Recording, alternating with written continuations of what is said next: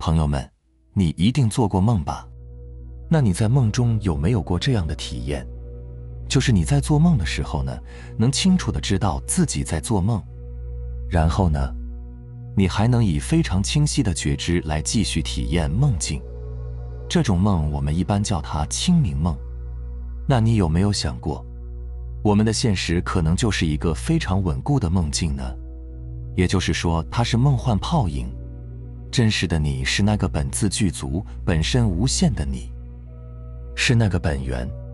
而梦境中你所认为的这个你，它只是你在梦境中的意识表达，是虚妄不实的。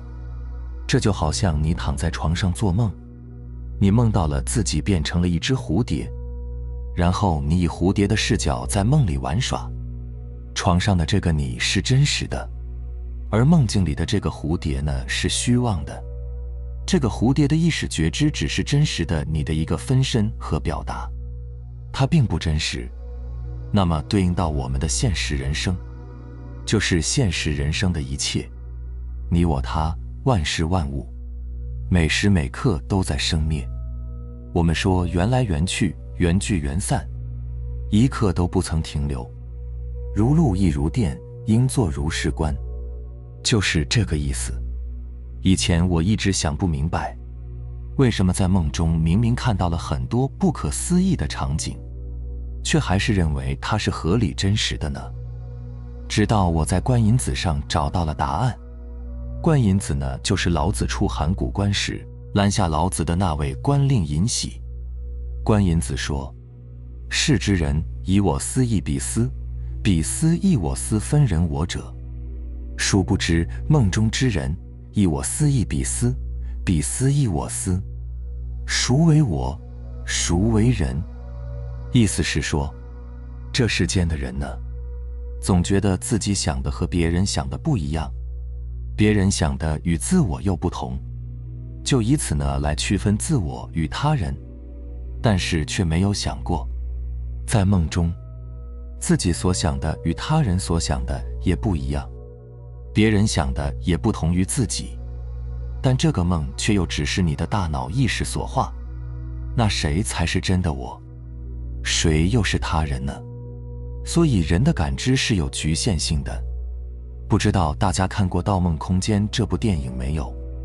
这部影片里就有形象的情节演示，控梦专家把人拖进层层的梦境中，让人无法自拔。这种梦中梦几乎很难醒来。当梦里的自己正在做另一个梦时，大脑即便已经意识到自己正在做梦，那么醒来以后，大脑意识怎么也不会想到自己依然在梦中，只不过是从二重梦回到一重梦而已。所以梦中梦回到现实比较困难。那我们有没有可能再做一重梦呢？因为梦中同样是六根与六尘的相接触，并无差别。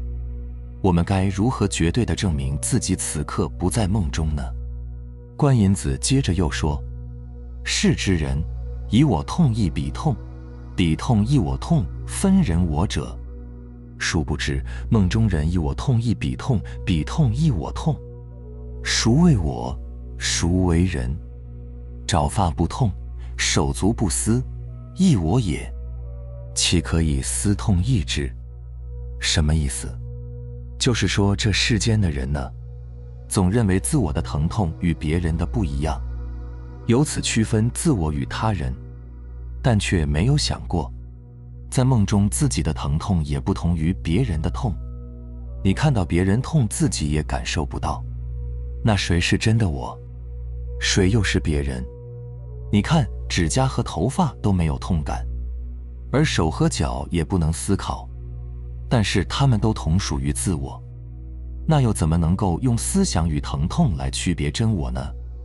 梦中掐自己大腿，在梦中也会感觉疼，但并不会在梦中醒来。我们的感觉有时很有欺骗性，所以就有人提出了缸中之脑的设想，把人的大脑培养在营养液中，插上各种电极，造成各种真实的电流刺激，最终的结果是人的大脑以为自己还拥有正常的身体，还行走在世间，观音子又说：世之人，以独见者为梦，同见者为觉。殊不知经之所结，亦有一人独见于昼者；神之所合，亦有两人同梦于夜者。二者皆我精神，孰为梦，孰为觉？这句话是在说，世间的人经常以为梦是只有自己能看见，而大家都能看见的才叫现实，却不知道人的精神旺盛或精神衰弱的时候，有些无形物质却只有自己能看见。而有时候，我们也会经常听到两个人做了同样的梦，而这两种情况都是自我的精神显现。所以哪个是梦，哪个又是真实感觉呢？最后观音子说：世之人，以暂见为梦，久见为觉。殊不知暂之所见者，阴阳之气；久之所见者，亦阴阳之气。二者皆我阴阳，孰为梦，孰为觉？这世间的人都认为梦中所见是短暂的，经常看见的就是真实的感觉，却不知道短暂看见的是阴阳两气所变化，而经常看见的也是阴阳两气的变化。既然两方面都是阴阳两气所化，那你告诉我哪个是梦，哪个又是真实感觉呢？这就是为什么有人会说，你所遇到的所有人，其实都是你自己。你看到的万事万物，其实都是你的念、你的情绪、你的贪嗔痴，都会影响梦境的场景变化。如果平时你善良、乐于助人，你的梦境可能就是一个美梦；如果你平常总是伤害别人、辱骂别人，你可能就会经常做噩梦。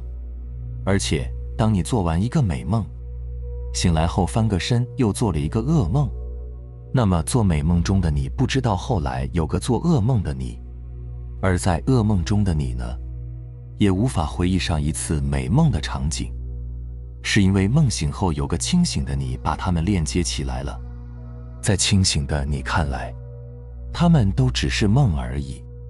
梦里明明有六趣，觉后空空无大千。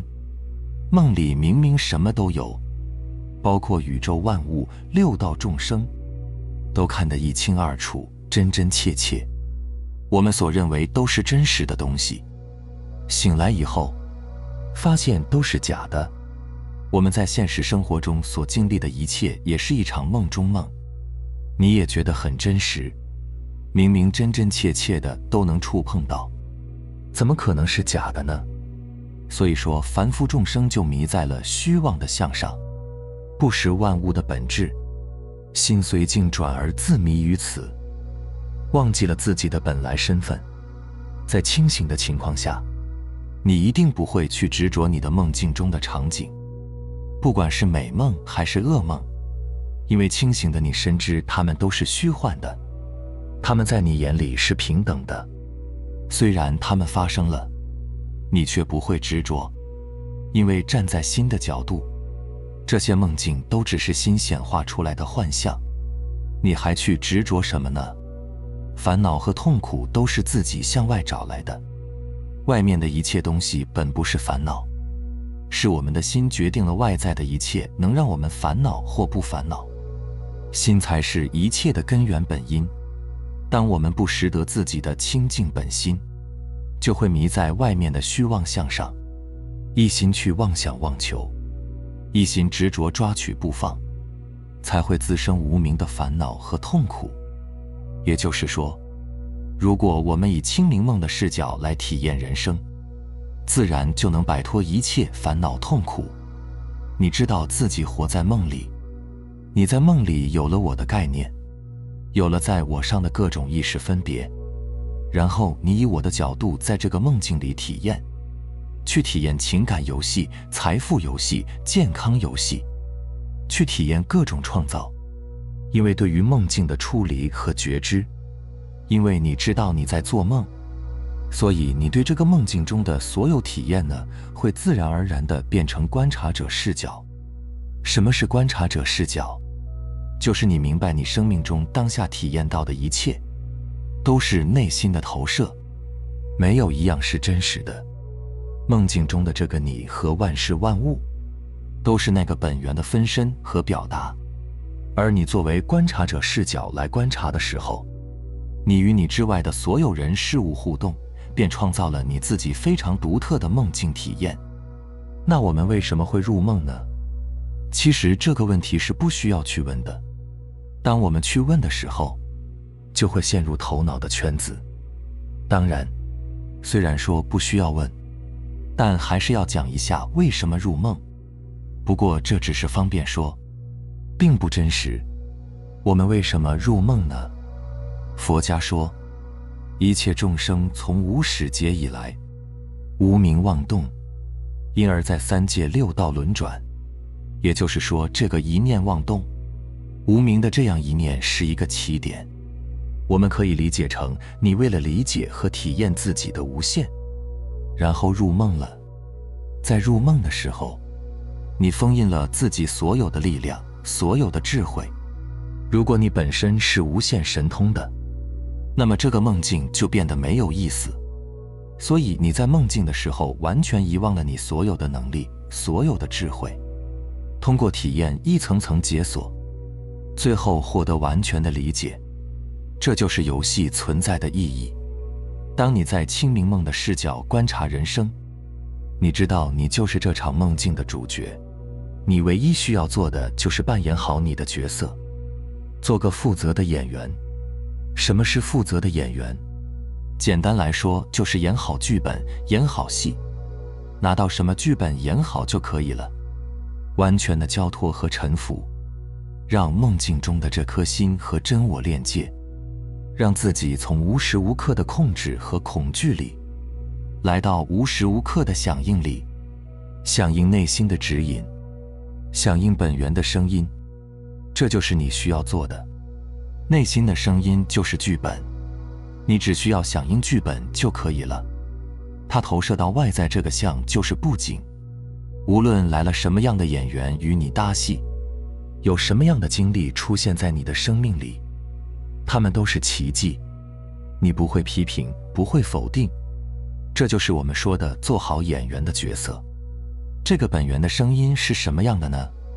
是喜悦、爱、平和的声音。所以你要响应这样的感觉去行动，这就足够了。这个感觉是初期，越到后面你越不需要感觉，它会形成一种本能，再到后面它可以变成具体的指引，非常清晰的指引。每个当下要做什么，如何做，你完全不需要控制和操心，完全不需要担忧。你过往的几十年的人生一直在控制，最后结果就是你什么都控制不了。而现在你要做的是放下，是臣服，是交托，响应喜悦、爱、平和的声音，在当下行动。当然，这个响应是需要不断练习的。那么这个练习的关键词是什么呢？就是活在当下，关停大脑，响应内心行动。关停大脑呢，不是说就完全不用它了，而是我们要在需要的时候拿来用，也就是保持觉知，在具体的事上用脑，事情结束后立刻回到当下。当然，在过往的这么多年，你一直是困在梦境的状态，而现在我让你以清明梦的视角去生活的时候呢，对于绝大多数人来讲都不是一蹴而就的，不是马上就可以转变的。而且一般情况下，我们的人生如果不出现大的困难、大的触底，你是不会反向觉察到底哪里出了问题，你也不会反向觉察梦境的设置。而这个转变，就是从见山是山，来到见山不是山的转变，一般都发生在大的人生困境的时候。在很绝望的时候，你会看见这个东西，你开始明白你的人生虚妄不实，你过往执着的财权名利都是水中月镜中花，都是你心念的投影，没有一个是真实的。这个转变过程持续的时间可能会很长，而这个阶段，你人生中一些大的崩溃也会集中爆发，因为你过往一直在控制各种各样的事情，现在你突然不去控制了，这一念在陨落，它必然会带动你迎向世界的巨大的转变。但是当你跨越这个阶段之后出来的时候，你就会从见山不是山中走出来，重新来到见山是山的梦境状态，也就是能够安住在梦境了。虽然知道一切都是梦，但是你依然能够安住在梦境里，这就是来到清明梦的状态。你理解了梦境的意义，理解了你自己，理解了无我，知道了这个我本身不存在，它只是一个梦境角色，完全接纳，完全臣服，是这样的一个过程。然后你以清明梦的视角继续余生的体验，不是你来到清明梦一切就结束了，体验还在继续，你人生的解锁还在继续。清明梦它只是你在梦境中的一个层次的跨越，我们还要继续体验，继续借假修真。甚至我们可以这样说，几乎所有人要真正的醒来，真正完成这一次的旅程，清明梦这一关是一定会经历的，只是时间早晚的问题。但时间本身就是一个梦境世界的工具，无所谓长和短。当你站在清明梦的视角生活，就没有了对于现实人生的批判、期待、恐惧，于是你也不会在你人生中创造各种匮乏、混乱。我经常说，你是什么，你就创造什么。你没有了这些匮乏，那么过往你一直期望的这些富足自在的人生，反而会如呼吸一般扑面而来，因为这本身就是你真实的状态，你本身就是这样的状态，明白了吗？好了，非常感谢你能看到这里，希望能对你有所触动和启发。我们下期再见。